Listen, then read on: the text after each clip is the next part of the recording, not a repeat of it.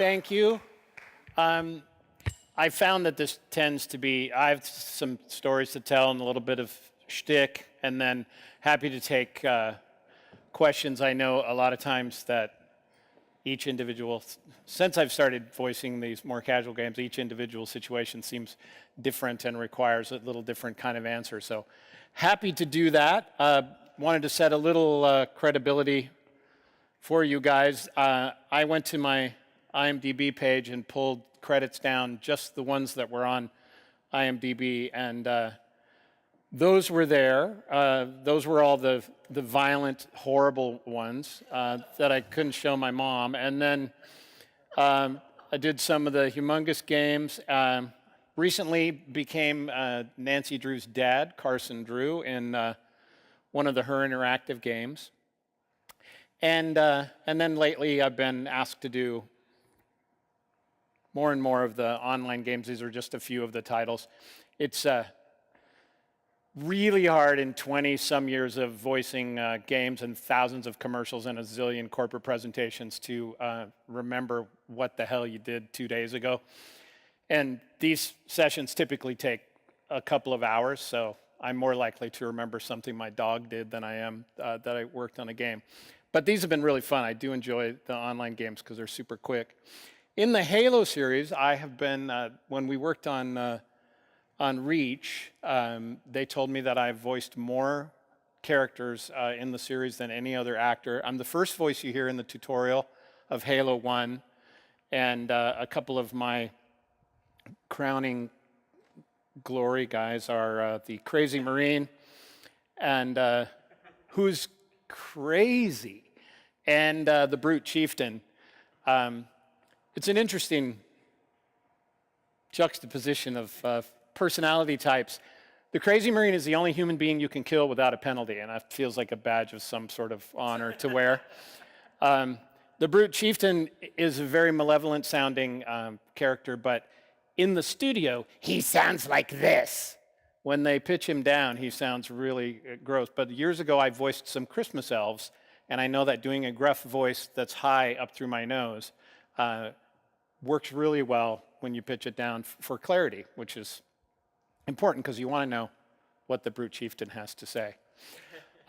This question comes up a lot. How important is good voice acting? And Nick from Somatone earlier was kind enough with a small stipend to say it's very important. But I look at it this way. I look at it this way. I look at it this way. How important is good game making? Because you guys are experts at what you do, so it seems like you'd want to use expertise wherever you possibly could. And actors are weird, but hopefully today I can give you guys a little bit of a roadmap to work with people who are. My wife is also theatrically trained, and she made me promise that I wouldn't tell you that we're essentially broken human beings. And it's true. And now I've broken my promise to my wife. So we have a joke that anytime somebody in the news freaks out, that we go, oh my God, someone with a performance background had emotional problems. Who would have thought? So, hello, I'm gonna have to go back there. So this is a great example of a great voice, and I like to use this one because you can see I played 305 characters in this game, which is insane. They brought me in to do these little interstitial scenes to fill it out, and they just had more than they thought they had. And it seemed weird that I was there doing so many of them, so I started hash marking them. And over the course of 3 sessions, it came to 305. So if you ever did play that game, you heard me talking to me a lot.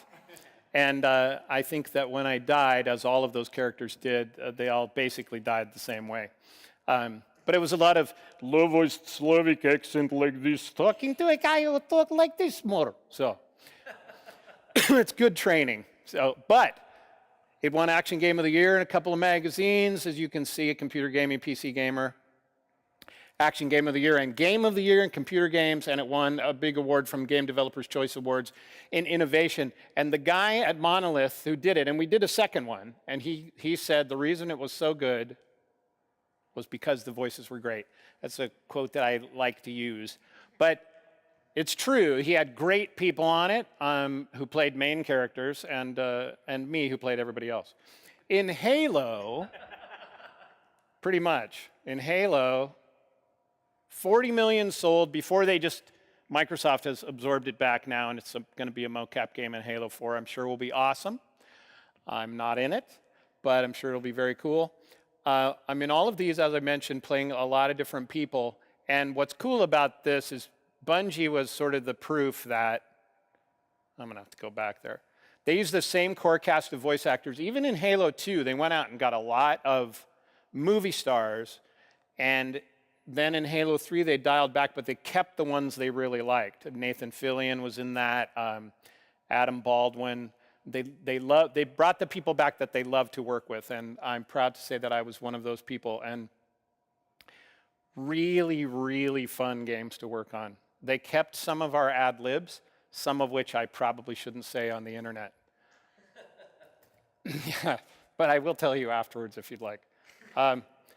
Having said all that, voice acting is supposed to be and should be a two-way street, and this is the part that I don't think anybody ever talks to developers about and gaming companies, because actors are weird and you don't know how to, and they might fly off the handle. We give them a lot of leeway and we shouldn't. So the way I look at this is a good voice actor is believable, as they should be because they're trained. I'm just going to go back here to make this work. There we go. They should help tell your story. They should make it more interesting because this is what we do. We're experts at it, and we should make it more interesting. We're interesting, and we should immerse the player. That's the part of what comes up here. We're good at this. We should save you time, which saves you money even though you're paying us more than you want to. We're a good investment, and we should add value to your game. So both of these come in tandem. We're pros, or we should be. And you should expect that we can record ourselves and that we can send you quality files and exactly the kind you need, and we should not be a pain in the ass to work with, or butt for the internet people. Let's use that because you had the screen. So where do you find these people who are good at this? Well, that's a good question. They're kind of all over the place. There's not only a zillion places online to find voices that tell you they're the best group of actors and voices anywhere. They're freaking everywhere. And then you've got the people who do their own sites. I've worked on more voices in Halo. Pick me, pick me. It's crazy out there. You want a tip? The easiest thing possibly to do right here. Sound designers and recording studios. These are the people that work with these voices all the time. They edit them. They know how well they record themselves. They sit behind the board while they're being recorded. They know if they're a-holes. They know if they're cooperative. They know how versatile they are. These are your best source and will save you tons of hours of digging around on the web trying to find people. So when you're out there trying to find somebody, what do you look for? Well, these three things: versatility, reputation, and attitude. You want somebody versatile who's done a lot of different kinds of things, because you want to double up on parts to save you money. You want reputation because you don't want somebody who's going to be late or drunk or the aforementioned a-hole. And that comes into the attitude world too. Our job should be to serve you. It shouldn't be about us. And if you have actors who are caught up in the it's all about me, I would just move on down the line and find a better one. Basically, you're looking for somebody to make your life easier. That's what we should do if we're doing it right. And if we're not, like I said, kick them to the curb and move on. How many characters should you use an actor for? I've been asked this question a ton of times, and my answer is always as many as possible. You find somebody good who can do a lot of characters, that's a sure thing. You call them up. We've got clients who call and just say, I need you to do this, I need your wife to do this, my daughter does some voicing, and the kid across the street, by some act of providence, is amazing. He's a 12-year-old kid who is totally directable, and he did 3 characters in one online game, and they came back and said, we'd like that kid again. So use the people that you know and trust, because ultimately they're going to make you more money and make you happier. Now, if you're looking for somebody, why not audition actors? Because about 15 years ago, somebody wrote a book, and I haven't met him, and I shouldn't say this, but I'd kind of like to punch him in the face a little bit. Because in the book, and this kind of changed the advertising world, and he said, never cast anybody in anything unless you've listened to at least 80 different people read it. That's horrible. We, as part of our company now, produce a lot and have to listen to auditions from time to time. You get in at about 3 or 4, and you pretty much want to kick yourself. So how much is your time worth? Because you're going to wade through a lot of muck. Again, trusted source. Just call up your sound designer, call up your recording studio. Here's what I need. Here's the age. I need somebody who can do dialects, and they'll reel them off right off the top of their head. This is a big question. It comes up a lot. I tried to differentiate these two guys. They're apart from one of them being kind of olive green. It was difficult to do with the software I had. But big deal. Do I go union? Do I go non-union? Well, we're in Seattle, and these are your 3 big union towns in America: New York City, LA, Chicago. Very strong, very great piles of talented union actors. And nobody here would like to hear this, but when I lived in New York, the president of SAG said to me, Seattle, what are they, like 1,000? And there were 1,000 union members at the time. Like you guys are going to ever make or break the future of SAG or AFTRA. Now they've combined, but it's still, you know, it's less than 2,000 people. So it doesn't become as big a question outside of those markets, and there are lots of good people all over the place. And here's the thing that comes up the most. How much is it going to be? Is it going to be like super crazy money or what? So let's break it down a little bit from, these are the SAG-AFTRA rates. Now the unions have come together, and I just pulled this right off of the website. Made it look like I tore it off the internet just for artiness. And you can see that it was started at July 1st last year, and so and then kicked in with a big raise like 15 days later, which I don't really understand exactly why. But a day performer, up to 3 voices, a 4-hour day, $809.30. Pretty good work if you can get it. When I started doing games, it was $500, so it has gone up. Now they've added the 1 voice 1 hour, which is $400. The additional voices, and you can say, oh, you're good, I want you to do more. That's $267. And you think, well, I don't know, it's roughly what, $800 I get multiple voices. Maybe that's a pretty good value. Remember, customer service moment, you've got to add 35% to all of this, because you've got an agent to pay, you've got H&R, which is health and retirement, so you're paying into that actor's retirement fund, and you're paying for their health insurance. You're paying payroll taxes, and you're paying a paymaster unless you work for a big enough company who is handling all of the paying. So there's markups all along the way, and it usually gets to be about a 35% markup. So you start looking at those numbers now and thinking, oh, $269.75 became $364.16. It's going up. It's going the wrong direction. Well, and you just have to ask yourself, is it worth it? Well, yes, it's worth it. And no, it's not worth it. It depends on who you are, what you're doing. I'll tell you this, Bungie, those guys, Halo became this giant phenomenon, as you guys probably all know. Halo 2 came out. They spent a crap load of money on it. They brought all of us back and paid us all double scale, which is incredible that they shared the wealth with actors, because usually that doesn't happen. And all along, through Halo 3, Halo Reach, they always paid us double scale, which is, for the Bungie guys, one of the coolest moves ever. 40 million sold. They could afford to do it, but that's not the point. They actually did it. So it's worth it to them. They were able to get top-tier talent, and they attracted a lot of movie stars. If you're looking for somebody to do one little thing, a game show host and an online game, then maybe it's not worth it. So it's case-by-case basis. Still, what presentation would be complete without a union versus non-union smackdown? Let's figure out which way we should go. Get out your Post-it notes. There they are, and they're going head-to-head. Union says, we're more experienced. Non-union says, we're less experienced. And union says, we're more talented. And non-union says, we're less talented. And union says, we're more versatile. And non-union says, what? We're less versatile.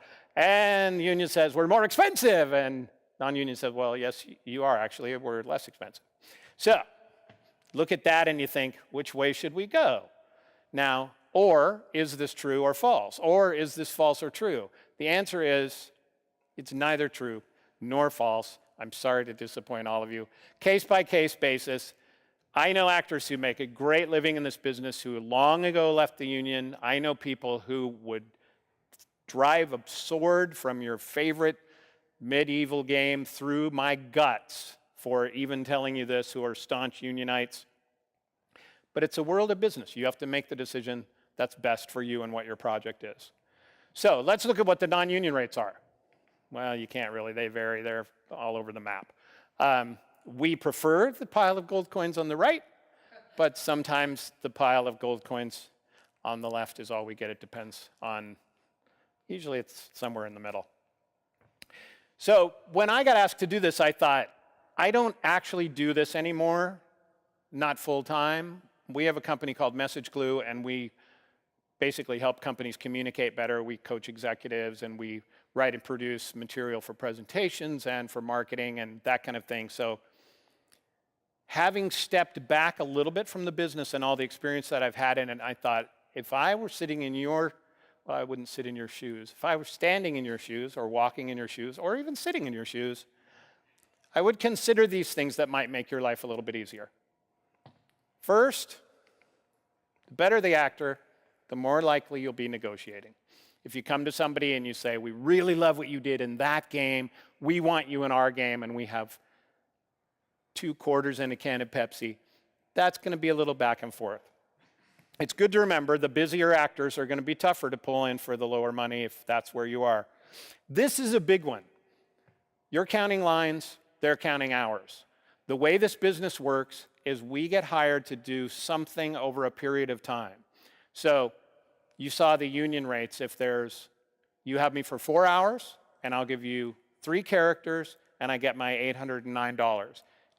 If, for some reason, I get finished early and leave, I still get that money.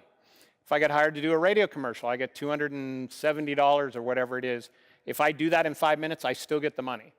I'm a hero to the clients because I made it happen fast. So we think of it in hours, you think of it in lines, so we have to start communicating better about the expectation. Toward that point, we make more money when we're fast. So if you say things like, it won't take much time, it's like 5 lines, come on, give me a break, you won't make any friends. So it's the value of what we're doing that we really work on. We work on the craft. It seems like it's easy, and frankly, if you're good at it, it is pretty easy, but it's valuable to our clients.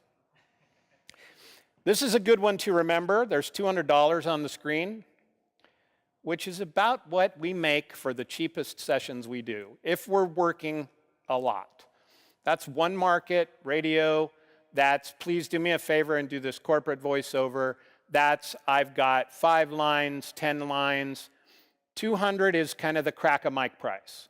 So it's good to remember that if you come in and say, I've got $75, because in an actor's mind, that goes back to about 1952 when that's what the rates were. The screaming guy that you see on your screen now represents an agent. My agent is much nicer than he is. But it's good to remember that agents get 10 to 25%, 10 if it's union, up to 25 if it's non. And we have agreements with them. And sometimes if you call me directly, Jamie still gets his percentage. So I'm thinking of that when I talk to you. And if you say, will you do these 4 lines for $100? I'm thinking, well, that's going to be, he gets 20, so that's 80 to me. So how about 150? And then I feel like I get to where I need to be. So good to remember. Free studio simply means that if you offer an actor what they consider to be a fair rate, they are going to give you free studio time. It's easy to be generous about it. We had to learn how to record ourselves if we do it at home. If you come in and say, I have $75 for 3 lines, and we're going to say, okay, but it's going to take an hour, and I have to edit and process those and get them ready. So studio's going to be like $125, and boom, we're at magical $200 again. So it's good to remember. How about if I come in at $200? Can I have studio for free? Gives you a little bit of a negotiating edge there. This is just something that's so simple, and it's like when we sat here on our panel and we talked about the audio developer handshake. It's all just communicating and people talking to each other. No matter how great our technology gets, ultimately we're human beings and we just need to communicate better. But because we're all broken, it's worth mentioning, respect, give it, get it. Instead of the necessary evil that actors and voice people are often thought of, treat them like partners that are going to help you make a better game, and you'll be amazed at how much harder they work. Now, this is true throughout any company. One of our clients wrote a book called Lead from the Heart that basically says if you take good care of your people, they'll work way harder for you. So it's not just actors, but it's amazing what happens here. And what you'll get is instead of 2 variations of a line, you'll get 4. And you'll get some ad libs. And you'll go, well, I wasn't sure how the person was going to die, so I gave you 17 different deaths. We really want to make it better. And when, it's just like you guys, if you feel appreciated. By the way, I appreciate you all coming. So that's probably kind of late for that. Sorry. This is a big one to remember because this is what actors do. Notice me, because I'm different from everyone else. I have unique talents, and that's true as far as I'm concerned. But as far as you're concerned, I'm in a big pool, and you just want to hear the right voice at the right time. So if you want choices, if you want to wade through the muck and listen to a bunch of auditions, that's great. But remember, the less you pay, the fewer choices you'll have, and the fewer actors who are even going to audition. You'll get younger people, you'll get people who are just starting out, you'll get people who have been told they have a neat voice when they worked at the bank and they want to get into voiceover. And those are not the people you want in your games. So, if you can't be there and you want to direct, there's lots of things you can do. I said in our panel, if you can be on the phone, if you can be in the studio, if you can be there and hear the lines, you'll know if they're right, and you'll save a bunch of time on both ends, and possibly some money if you don't have to end up going back and re-recording. So if you can't be there and you want to direct, there's ISDN, which is expensive. There's a phone patch, which is just stupid because it sounds crappy. And oddly, as our technology gets better, phones sound worse and worse and worse. Although you used to have a big machine to do a phone patch, and now I just slip my iPhone buds in underneath my headphones and I can do a phone patch.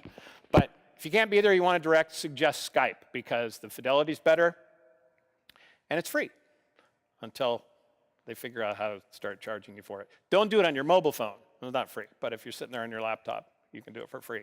And you can have multiple people on directing. I've done more and more of these Skype sessions, and it's a great, friendly, easy environment, and your hearing takes back in a much more luscious bandwidth than you do when you hear them over the phone. Anybody who's listened to phone takes knows that. And if your audio designer is on the phone for the session too, it helps them not go crazy. So my last thing to consider, and I looked long and hard for this picture, inexperienced people, you want me to get that? Should I? I could answer with my brute chieftain unprocessed voice. You've reached a session. Inexperienced actors in games where you have to die and scream, save it for last. And you'd be surprised how many times you guys, as the developers, will have to say, well, we've got a lot of yelling and screaming and bloody deaths. Why don't we do those at the end? Because actors will put everything they have into them, and the rest of the time you'll get this. So, if you do have that, don't be afraid to suggest chocolate milk. If you're not lactose intolerant, screaming against the phlegm created by chocolate milk on the back of your nose instead of your throat, as gross as that is, and I apologize, got me through more pirate voices and more of my brute chieftain lines, because those were like 3-hour sessions for Halo. Chocolate milk, sip, everything right there, nice phlegm base for that. So it's weird, but it works. And you don't get the same from soy milk. So in conclusion, you should not look like this guy. It shouldn't be this difficult. It shouldn't be frustrating. It shouldn't be painful. All you have to do is look up, reach out. There's plenty of people to help. Remember, your sound designers, your recording studios. Even me, I'm more than happy to consult on finding voices. I've been in this game a long time, and I learned a long time ago that helping somebody find the right voice is a lot more fun than saying, I bet I could do it. Well, what is it? I can sound certainly like an 11-year-old. Of course, if you need an 11-year-old boy, the kid across the street is awesome. So this is the part where I say, pick my brain. And these things might come out of it. I know it's getting later in the day, and some of the sessions have run over, so I thought I'll go a little short, and I'm happy to answer any questions.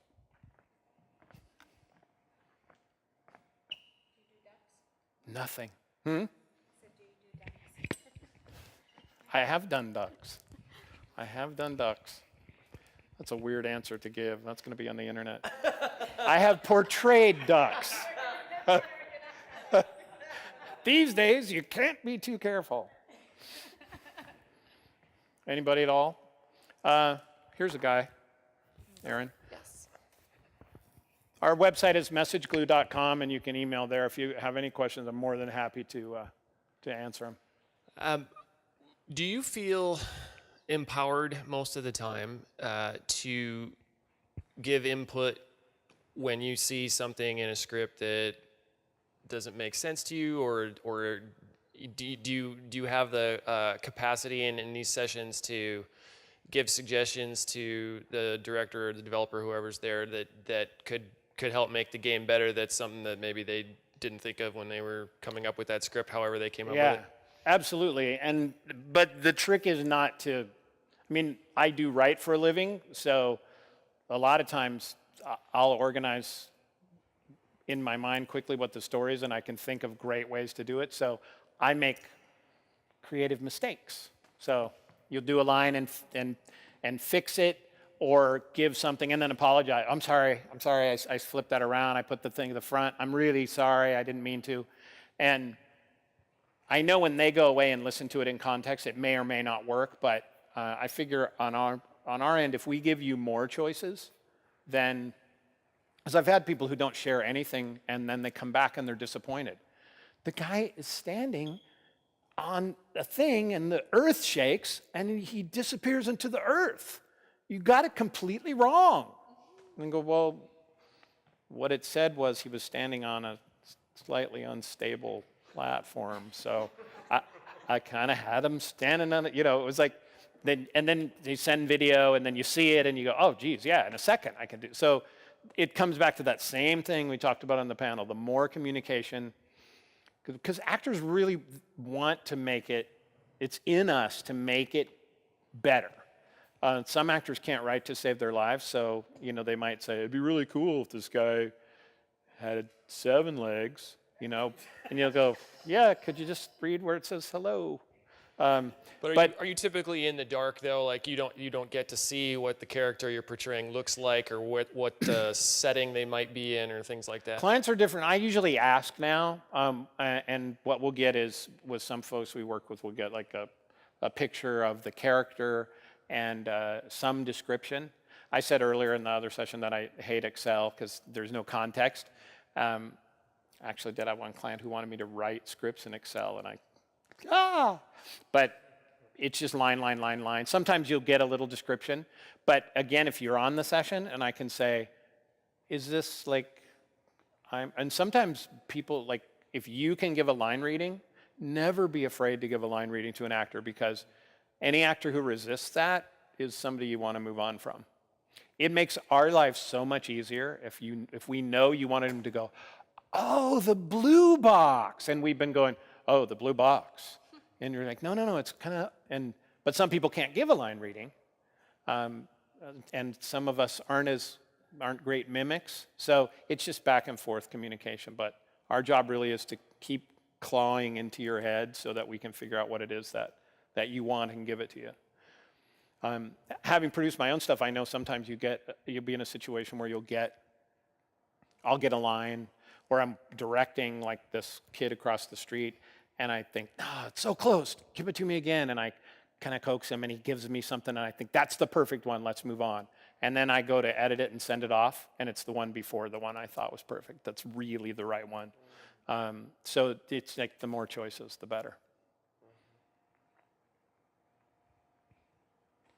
Anyone?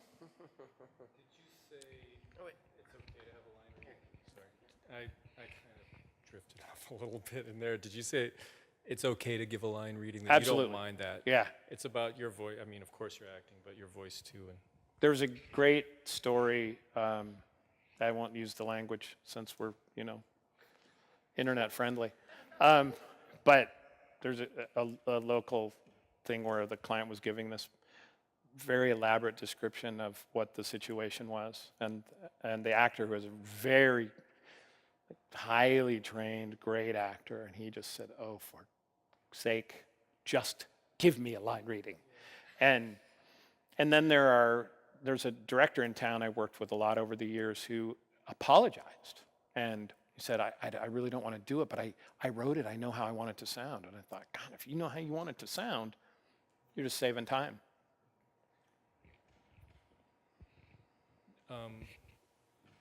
if it were technically possible to have all the files processed from a previous session so that you could get lead-in lines from the character you're talking to sort of fed to you just by push and play, is that something that would be really valuable? Would I want that? Yeah. It's just as good, though, if you're on the phone and you say, oh, what just happened here is Mariana just came into the room and went, oh my God, you have the treasure.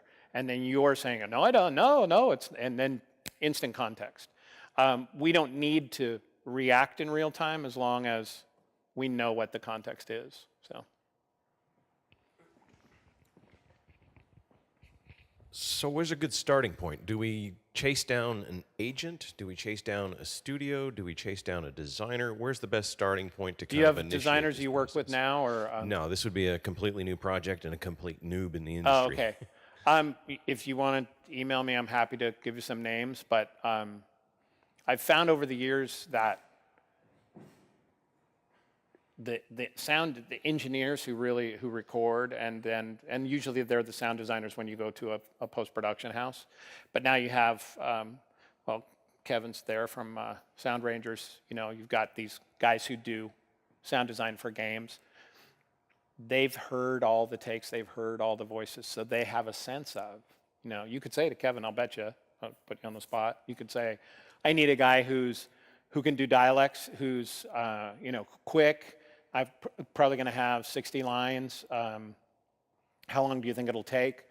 And can I get, 2 or 3 choices of guys in that area? And I'd also like them to be able to do 2 other characters, and they're the ones who will know the community. If you go to an agent, the agent's job is to say, my people are all good, they're great, you should hear them all and make your choice, because I'll get commission on whoever it is, which is a great business to be in, and I don't disparage agents in any way, but if you don't have time, or you feel like, I really just want to find a core company I can trust and work with and go to, then sound designers and recording studios are going to be the best place to find them.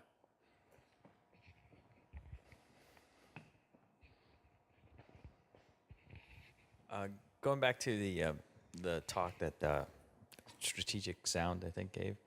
I forget. Or audio handshake? No, the one about the humor person. Oh, the cool, making the cool part of your brand in the game. Oh, That was earlier this morning. Oh, I wasn't okay. here for that. Got Okay. it. Okay. Well, he talked a lot about humor and stuff, and injecting humor and personality in the game. Can you talk to your experience about where that's really been successful in a project you were in, and Sure. how during the script, all the way from script generation to the voiceover work? And Yeah, I can how give it you worked effectively. 2 really cool examples. One, Halo is a great example because they were very encouraging and give me 3 takes on the line, and then if you want to ad-lib anything, throw it in, because they were just in it for fun, and it's fun to make them laugh. But there were a couple of times that the brute chieftain, one of the things he said was, I need more chocolate milk. and one of the guys went, we have to put that in the game. So they'd program it in to play out of 100 plays that a player would play it would come up twice. There was another one that was a little, I'll tell you after. But I was proud that they said 4 times. 4 times that'll be it. And then later, that was in Halo 2, I think, and later on Reach, they said, that actually has been heard hundreds of thousands of times around the world. You just gotta like, yay, it was a joke. But that's another question to ask. Who's funny? Who's a good improv actor? A lot of times you'll get that extra. And as a writer, I love this. I just did a video for Microsoft that was supposed to be a comedic video and had an actor that I trusted in the role, and he quit the day before the shoot. And I called my agent and said, do you have anybody this age? He needs to be kind of an a-hole. He's kind of smarmy. And he gave me a guy's reel. I looked at his reel and I said, great, let's cast him. He came in and he was one of those guys who brought at least 60% more to the role than I ever wrote into it. And the crew loved it, the clients loved it. It just brightened the day for everybody. And the piece became a great piece because he gave that extra piece. So I think if you say to Kevin, give me a guy who's a good improv actor, because we want some humor, but we don't know that it's necessarily in the script. The joke actors have is that people will say, just really find the humor. And you look at it and go, okay, I'm going to need a week, but it's in here somewhere. So yeah, it adds so much even to just the session. I think, we all do this work because we love it and it's more fun than sitting in well, I guess you kind of do sit in a cubicle all day, but it's more fun than like real jobs that grown-up jobs people have. And making those moments that much more fun and people that you can trust. Also, if you find an actor you like and go, is there somebody, that's happens, it's somebody half your age who can do this? And think, yeah, there are good people, and we'll recommend the right person, knowing, especially if you have a relationship with you, we'll recommend the right person for you because we want you to love us and because we're broken. And we also want you to be happy and think of next time and go, well, Ken found me Murray, so Ken could find me somebody else, or maybe, so that's just part of the whole relationship of it. But finding the humor is fun, even in brutal, otherworldly killing like we did with Halo. It's amazing how chocolate milk lit up the room. Anybody else?